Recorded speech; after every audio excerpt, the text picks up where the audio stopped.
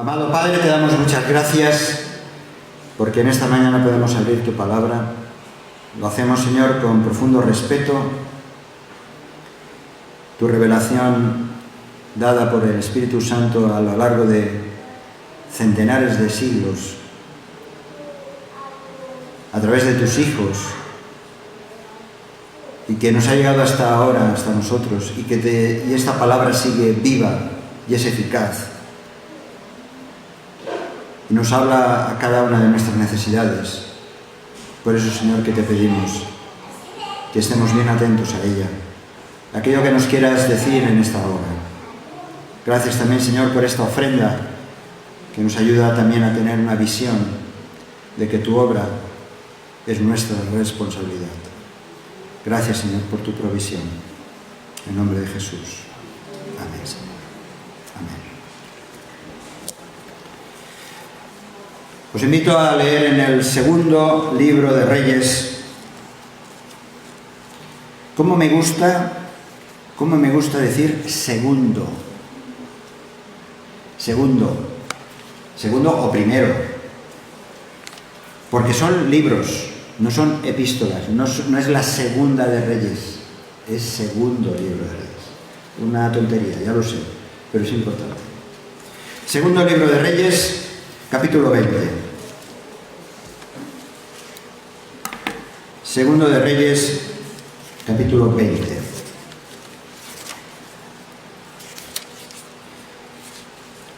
El título que he puesto a esta reflexión no es mío, es un título de la palabra de Dios, o por lo menos esta frase está en esta lectura que vamos a hacer. Segundo de Reyes, capítulo 20, versículos del 1 al 11. ¿Lo tenéis? ¿Sí? Bien. Dice así: en aquellos días, Ezequías cayó enfermo de muerte. Y vino a él el profeta Isaías, hijo de Amoz, y le dijo: Jehová dice así: ordena tu casa, porque morirás y no vivirás. Entonces él volvió su rostro a la pared y oró a Jehová y dijo: te ruego, oh Jehová, te ruego que hagas memoria de que he andado delante de ti en verdad y con íntegro corazón, y que he hecho las cosas que te agradan. Y lloró Ezequías con gran lloro. Y antes que Isaías saliese hasta la mitad del patio, vino palabra de Jehová a Isaías diciendo: vuelve y di a Ezequías, príncipe de mi pueblo: así dice Jehová, el Dios de David tu padre: yo he oído tu oración y he visto tus lágrimas. He aquí que yo te sano. Al tercer día subirás a la casa de Jehová, al templo, y añadiré a tus días 15 años, y te libraré a ti y a esta ciudad de mano del rey de Asiria. Y ampararé esta ciudad por amor a mí mismo, y por amor a David mi siervo. Y dijo Isaías: tomad masa de higos, y tomándola, la pusieron sobre la llaga y sanó. Y Ezequías había dicho a Isaías: ¿qué señal tendré de que Jehová me sanará y que subiré a la casa de Jehová al tercer día? Respondió Isaías: esta señal tendrás de Jehová, de que hará Jehová esto que ha dicho. ¿Avanzará la sombra 10 grados o retrocederá 10 grados? Y Ezequías respondió: fácil cosa es que la sombra decline 10 grados, pero no que la sombra vuelva atrás 10 grados. Entonces el profeta Isaías clamó a Jehová e hizo volver la sombra por los grados que había descendido en el reloj de Acaz, 10 grados atrás. Muy bien, hasta aquí la lectura. Permitidme primero que haga un pequeño repaso histórico para situarnos, aquellos que quizá no conozcáis o no os acordéis un poco de la historia. Muy rápido. Hacia el año 974 a.C. muere el rey David. es decir, hace casi 3.000 años. David inaugura la dinastía de Israel. Al principio eran 12 tribus unidas bajo una misma dinastía monárquica. Esas 12 tribus que pertenecían descendientes de los hijos, cada uno de Abraham. Después eso se fue dividiendo, ese reino de David. Quedó por un lado el reino del norte, que siguió manteniendo el nombre de Israel y que estaba compuesto por 10 de esas 12 tribus. Y luego estaba el reino del sur, que también se le conoce como el reino de Judá, donde allí habían otras 2 tribus. Pues bien, de esa tribu de Judá, mejor dicho, del reino de Judá, ahí se mantuvo la dinastía de David, de la cual nacería nuestro Señor Jesús. ¿Vale? ¿Estamos situados un poquito? El reino del norte de Israel, llamado de Israel, fue invadido, siglos después, tiempo después, fue invadido y deportado por Asiria en el año 721, 200 y algo años más después de la muerte de David. Mientras que el reino del sur de Judá, este fue derrotado también y llevado también al exilio por Babilonia unos 180 años después. Bien, ya estamos un poquito situados. Precisamente estos libros, Primero de Reyes y Segundo de Reyes, nos explica un poco la historia de estos reyes. Y nos habla, sobre todo, desde una perspectiva de fidelidad o de desobediencia de parte de estos reyes a los mandatos de Dios. Y así le iba al pueblo. Hay una frase que se repite muchas veces cuando vamos a los libros de Primero y Segundo de Reyes. Hay una frase que se repite cuando me habla acerca de un rey, y unas veces dice que hicieron lo bueno delante de Jehová, delante de Dios, o hicieron lo malo delante de Dios. Y eso estaba basado realmente en la obediencia a los mandatos de Dios o la desobediencia. Hasta tal punto que aquellos que desobedecían, pues se dedicaban a adorar a dioses paganos, a dioses de sus alrededores, de las naciones alrededores. Este es el contexto. Nos encontramos ahora con el rey Ezequías. El rey Ezequías era un rey de Judá, del sur. Por lo tanto, y ya se estaba acabando el tiempo que Dios había permitido tanta desobediencia de su pueblo. Ezequías empezó a reinar, este joven, a los 25 años. Su padre, Acaz, se llamaba Acaz, su padre, es de aquellos que dice la Escritura que no hizo lo bueno delante de Dios. Sin embargo, Ezequías no siguió el ejemplo de su padre. Y leemos en el capítulo 18, que es cuando empieza a hablar de este rey, leemos capítulo 18, versículos del 3 y el 4, dice: hizo lo recto, Ezequías hizo lo recto ante los ojos de Jehová, de Dios, conforme a todas las cosas que había hecho David su padre. A ver, no era su padre directo, no era su padre carnal, sino, como os decía antes, descendiente de la dinastía, ¿vale? Ezequías quitó los lugares altos, es decir, los templos, los altares donde se adoraban a dioses paganos.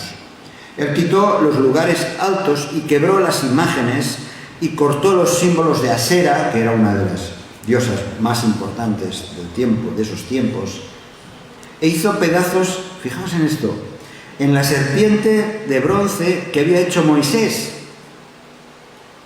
Algo que no voy ahora a entrar en otra historia porque si no nos despistamos.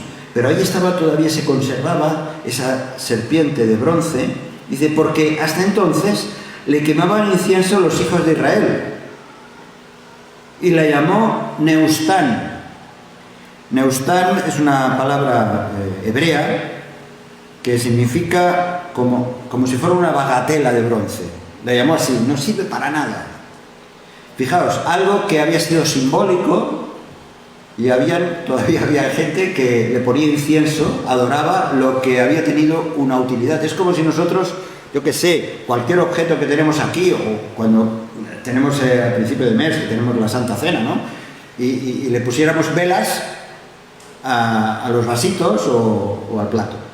Pues todavía había gente que había confundido ese símbolo con una adoración terrible. Bien, pues eso es lo que hizo Ezequías.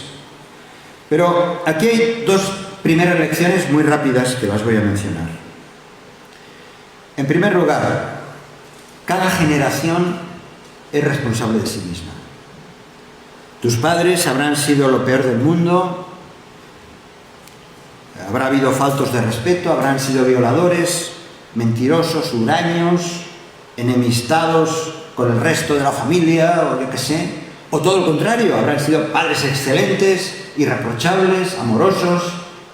Todo eso está muy bien, pero tú tienes responsabilidades por ti mismo, para decidir lo que es bueno y lo que no es bueno para ti, para tu relación con Dios. Tú eres el único y la única responsable de hacer lo recto, lo bueno, lo justo, y para eso no hay excusas. No puedes decir, es que mi papá o mi mamá eran así. Cada uno de nosotros somos responsables delante de Dios. La segunda cosa, rápida también, es que nada ni nadie de esta historia, de nada ni nadie merece veneración, culto o adoración, sino solo Dios. El segundo y el tercer mandamiento dado a Moisés, de estos 10 mandamientos que tenemos aquí, que no tendrían ningún valor en un sentido si no hubiera ese otro símbolo, la cruz. El segundo y tercer mandamiento dice, no tendrás dioses ajenos delante de mí, no te harás imagen, ni ninguna semejanza de lo que está arriba en el cielo, ni abajo en la tierra, ni en las aguas debajo de la tierra, no te inclinarás a ellas, ni las honrarás. Lo leemos en Éxodo capítulo 20, ¿verdad? Imágenes como las que vimos, lo digo con respeto, pero también con muchísima tristeza, imágenes que vimos hace unos días en Sevilla, no en Sevilla, no, era en la fiesta del Rocío, creo que es Huelva. Allí la gente sufriendo porque se les caía la estatua de la Virgen. Bien, el joven rey, este joven que entró a reinar a los 25 años, cumplió con estos dos requisitos. Fue responsable por sí mismo, y de tal manera que leemos precisamente en el mismo capítulo 18, volvemos a 2 de Reyes, capítulo 18, versículo 5, dice, en Jehová, Dios de Israel, Ezequías puso su esperanza. Dice, ni después ni antes de él hubo otro como él entre todos los reyes de Judá. Así que recibió el elogio porque hizo lo recto delante de Dios. ¿Qué tiene que ver eso conmigo? ¿Qué tiene que ver contigo? ¿Qué tiene que ver esta historia tan vieja, que de hace más de 2600 años? ¿Qué tiene que ver eso con mi situación personal? Pues hay algo muy importante, que no importa lo cerca o lejos que estés de Dios, más tarde o más temprano has de tomar decisiones que pueden cambiar el rumbo de tu vida personal, pero también de los tuyos. Por eso tiene que ver esta historia tan vieja, esta historia de hace 2600 años, tiene que ver mucho con cada una de nosotros. Vamos pues a ver un poco ese momento clave de Ezequías. No vamos a entrar en el resto de la historia de la vida de Ezequías, pero en ese momento en el que tiene que confrontar la enfermedad. Apenas llevaba 14 años reinando ahí en Judá, con cierto éxito, sorteando los problemas que se les venía encima a Judá, con la invasión de los babilonios.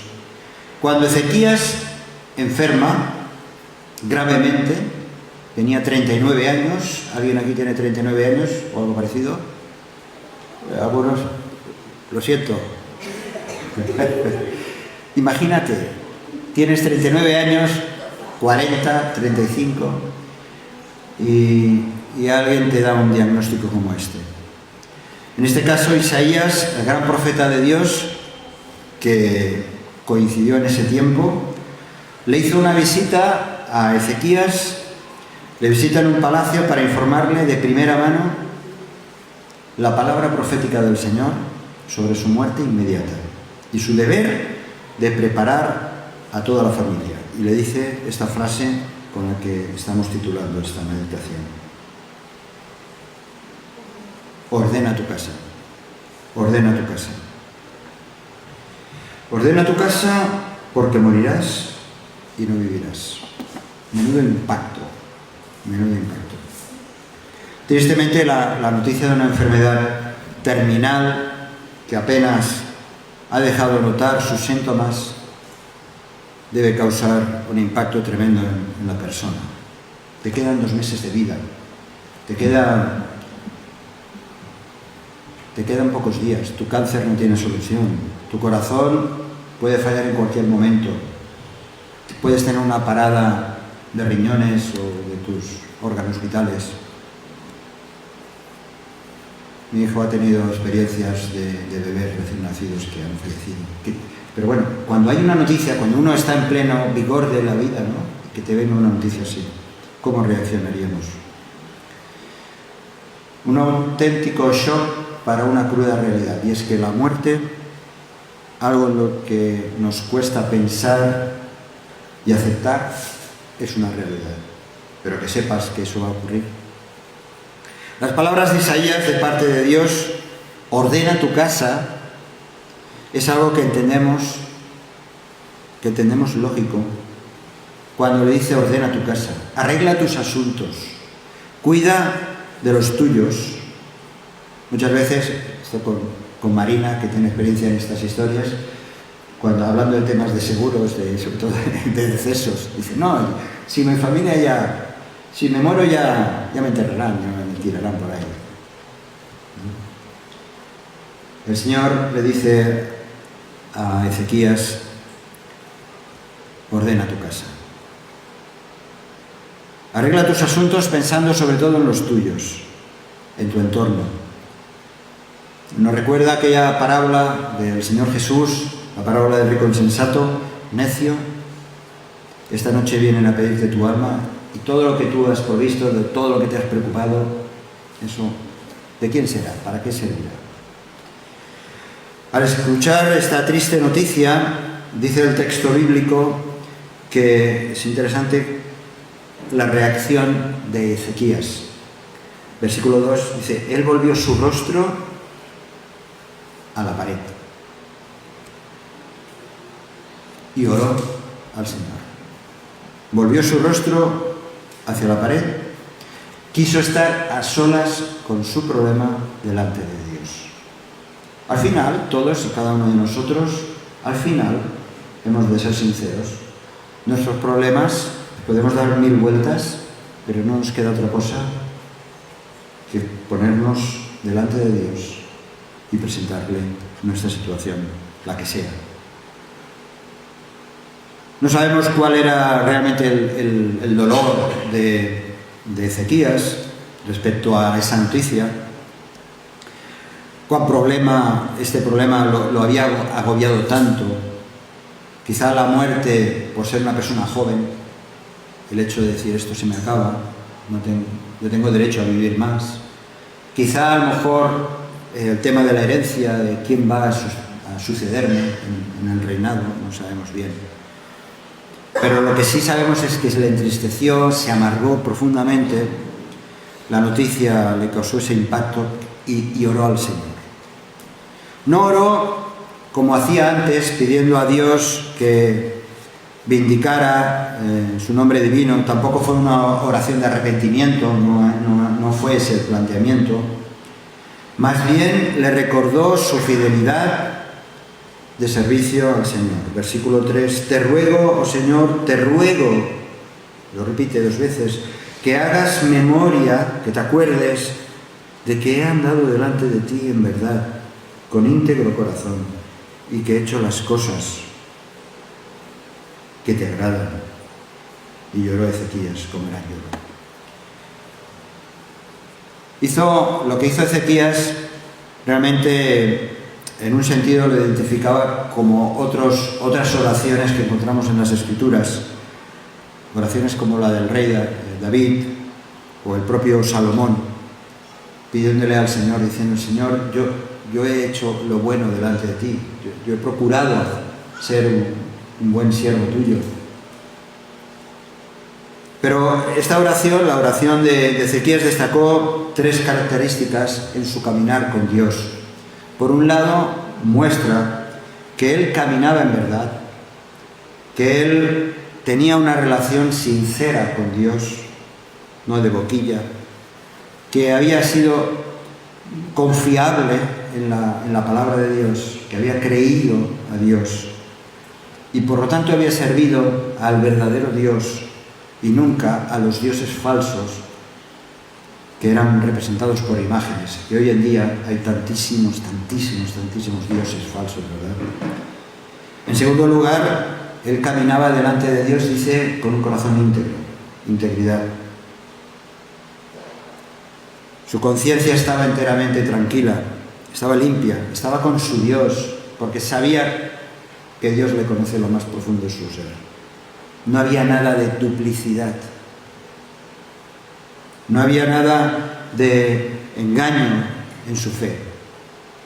Y en tercer lugar, él pone delante: he hecho lo bueno. He hecho lo bueno ante tus ojos, he hecho buenas obras.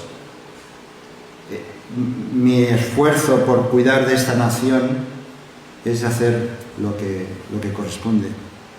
Así que estos tres aspectos, una relación sincera con Dios, la integridad del corazón y buenas obras, es algo que se va repitiendo a lo largo de las Escrituras y de una manera especial con nuestro Señor Jesús. Menciono solamente un dato. Leyendo en las Bienaventuranzas, en el Evangelio de Mateo, capítulo 5, 3, 2 de ellas, dice el Señor Jesús: bienaventurados los que tienen hambre y sed de justicia, porque ellos serán saciados. Bienaventurados los misericordiosos, porque ellos alcanzarán misericordia. Bienaventurados los de limpio corazón, porque ellos verán a Dios. Quizá tendríamos que hacer un TAC espiritual. Algunos hemos pasado alguna vez por esas máquinas, ¿no? Un TAC, ¿no? Que nos hacen una revisión de nuestro cuerpo. Quizá tendríamos que pasar más de uno por el TAC, por ese tubo espiritual del Señor, para ver si hay, de cómo está nuestra relación con Dios, cómo está nuestra integridad, cuáles son nuestras obras. Este tipo de oración, en la cual Ezequías le rogó a Dios que recordara sus virtudes, era algo habitual de la época.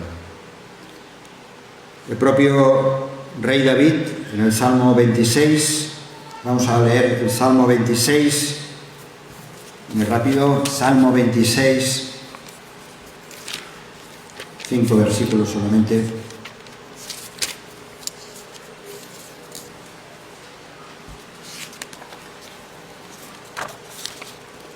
Versículos del 1 al 5. Júzgame, oh Señor, pásame el TAC por mi alma. Júzgame, oh Señor, porque yo en mi integridad he andado. He confiado a sí mismo en el Señor sin titubear. Escudriñame, oh Señor, pruébame, examina mis íntimos pensamientos y mi corazón, porque tu misericordia está delante de mis ojos y ando en tu verdad. No me he sentado con hombres hipócritas, ni entré con los que andan simuladamente. Aborrecí la reunión de los malignos y con los impíos nunca me senté. Examíname, Señor, examíname. Esa es la actitud que estaba teniendo Ezequías delante de Dios. Señor, estoy confundido, desesperado con la noticia. Mi vida se va a acabar en cualquier momento. Y dice que lloró amargamente. La respuesta de Dios, ¿cuál fue? Lo encontramos ya en el versículo 4, volviendo otra vez a 2 de Reyes, capítulo 20. Y antes que Isaías saliese hasta la mitad del patio, enseguida viene la respuesta del Señor. Vino palabra del Señor a Isaías diciendo. Enseguida el Señor responde. Además de que Ezequías saliera a la calle, el Señor dijo que regresara donde Isaías, que regresara donde estaba el rey, para darle otra segunda profecía, otra palabra profética. Su oración, la oración de Ezequías, había conmovido al Señor, cambió su destino. Dios había contestado su oración, ya lo había hecho en otra ocasión de manera muy notoria. No vamos a entrar en detalle en el capítulo 19 en relación con la invasión de Asiria. Y Dios respondió también a la oración de Ezequías. Pero ahora, aquello que fue una oración que cambió el destino, por lo menos durante un tiempo, de su país, ahora era una oración personal suya. Ahora, esto demuestra que Ezequías no solo esperaba la acción de Dios, sino que también oraba intensamente para que ocurrieran cosas. Para que ocurrieran cosas también en beneficio de los demás. En este caso de su pueblo y del posible cautiverio que iba a ocurrir. Para nosotros las oraciones o peticiones por sanidad yo creo que son muy frecuentes. Continuamente estamos pidiendo, Señor, sana a fulanito, sáname a mí, que aquella persona pueda recuperarse, líbrale, Señor, de una situación grave. Esas oraciones, muchas veces incluso por no creyentes, los hacemos y esperamos que Dios actúe, que Dios obre, ¿verdad? Pero hay algo importante cuando nosotros estamos haciendo esa clase de peticiones, es que realmente nos estamos rindiendo ante su poder y su voluntad.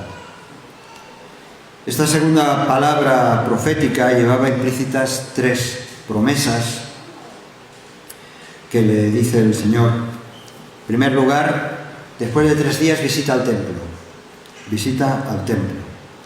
Luego le dice que va a tener una vida larga, va a tener una vida por lo menos de 15 años más, y una tercera cosa es que va a librar a esta ciudad de la mano del rey de Asiria, y ampararé esta ciudad. 3 cosas que el Señor promete con esta respuesta. Le prometió esos 15 años de vida, pero también 15 años sin preocupación de la invasión del rey de Siria. ¿Qué estaba ocurriendo con esta respuesta? Pensemos por un momentito que había algo más allá de lo puramente personal. Nosotros cuando pedimos por cosas personales somos tan egoístas, solamente nos estamos mirando al espejo y no vemos la respuesta de parte de Dios después. Dios, en un sentido, corrigió esa oración, podríamos llamar egoísta o egocéntrica y comprensible también, claro que sí, esa oración de Ezequías, haciendo claro que en ese momento su protección a la ciudad respondía a valores más importantes de la propia vida de Ezequías. Por eso le dice, ordena tu casa porque yo tengo planes para ti y tengo planes para tu pueblo. que es mi pueblo. Cuando acudimos a Dios para pedirle que nos libre de una enfermedad o que traiga sanidad, normalmente nos quedamos con esta idea. Vale, Señor, sana. El Señor te sana. Ya está, paso página. Y no pensamos o no entendemos que después de su respuesta Dios tiene más propósitos del simplemente el hecho de que yo me encuentre mejor. Porque hay repercusión siempre de nuestras acciones. Porque estamos rodeados de gente, muchas de ellas a las que amamos, familia, para empezar. Dios tiene planes, más allá de simplemente que tengamos un estado de bienestar personal. El método de Dios, en este caso, Dios promete esta sanidad, pero el método de Dios que aplica aquí nos suena un poco extraño. No sabemos exactamente en qué consistiría la enfermedad de Ezequías. Es claro que se trataba de una enfermedad que le afectaba también a la piel o a las llagas, no sabemos. Esta misma palabra que utiliza aquí se usó para cuando se menciona la plaga de úlceras en Egipto. Por lo tanto, algún problema de piel era manifiesto de tal manera que enseguida Isaías mandó traer la mejor receta que había en la farmacia, que era higos, una pasta de higos, que parece ser, era un método, yo qué sé, no sé, ahí tenemos un médico, ni idea, un método que se empleaba entonces para forúnculos, para heridas, y se ve que tendría algún, bueno, la naturaleza tiene muchos, y es el origen de tantas medicinas, ¿no? Así que, de una manera práctica, Isaías manda que se le ponga un emplaste en la herida o en las llagas, perdón, de Ezequías, y hay una mejora, en fin, no sé si eso solucionaba infección, no sé. Pero hay otro dato importante, es que el profeta reconocía el valor no solo de la oración, sino ese aspecto también práctico, simbólico, real, material, de aplicar algún tipo de medicina de la época. Es curioso porque en otras ocasiones en la Escritura vemos muchos casos así. Acordaos de Naamán, por ejemplo, la lepra. Pues no es que el agua fuera milagrosa, no era nada especial, o sí, no lo sé, pero el caso es que implicaba una acción de fe y un medio material. El mismo libro de Reyes, hay otra situación también que se da un poco curiosa, ¿no? Hay como una especie de envenenamiento colectivo por haber comido unas calabazas, no sé qué, y el profeta Eliseo coge harina y cocina algo y se curan, ¿no? Ahí estaba una acción material, pero también una acción de fe. Tenemos en nuestro refrán eso de a Dios rogando y con el mazo dando. Dios utiliza los medios que Él quiere, pero sobre todo la confianza en Él. Después de la aplicación de la pasta, de esta empaste, como un plaster, como se llame, Ezequías sanó la llaga, esa llaga infectada, y fue curado. Pero aquí viene, lo hemos leído, con esto vamos acabando, vienen las dudas. Las dudas de Ezequías. Mientras estaba convaleciendo, Ezequías le pidió al profeta una señal que garantizase el cumplimiento de esa promesa. Ya estamos. Ahí el Señor, vale, venga. Una señal era un apoyo, una garantía de una acción divina. Esto lo vemos también en otros momentos históricos de las Escrituras. Y fue un evento físico con un significado más allá del mismo. Demostraba así, por su pregunta, la pregunta que hacía Ezequías, ¿demostraba una falta de fe y confianza en Dios? Posiblemente no, ya que Dios le había ofrecido otras veces señales, manifestaciones de que Él iba a cumplir su palabra. Y es curioso la propuesta que le hace Isaías a Ezequías. Le da a escoger entre dos señales. Mira, que avance la sombra 10 grados o que retroceda. Ezequías seleccionó, vamos, que no era tonto, la señal más difícil de lograr, que la sombra retrocediera, versículos 9 y 10. Y eso indicaría el retroceso del tiempo. Imaginaos, ahora viene la sombra y se retira. Sí, hemos recordado que Dios tenía el poder de hacer que el tiempo fuera para atrás. Ahora, ¿cuánto más podría alargar la vida del rey y proteger a Jerusalén? 10 grados la sombra, nada. Dios se la concedió y en un instante su gran poder hizo que la sombra retrocediera unos 10 grados. No creo que la rotación de la Tierra volviera hacia atrás, pero de alguna manera la sombra, no sé cómo, hizo que fuera hacia atrás. Dios pudo haber movido la sombra que caía sobre ese reloj de Acaz, un reloj que parece ser de aquellos... Acaz era un rey, fue el rey anterior, y un reloj de aquellos... sí, pero no del sol de los que tenemos ahora, con una explicación pagana. Bueno, el caso es que la señal milagrosa ocurrió y era evidente que el Señor de los cielos movilizaría lo necesario para que la fe y la confianza de este hombre se afirmara todavía más en su plan. Vamos a concluir. Esta parte de la historia de Ezequías no simplemente fue una cuestión personal de sanidad. Recobrar la salud simbolizaba también una oportunidad para la nación de Israel.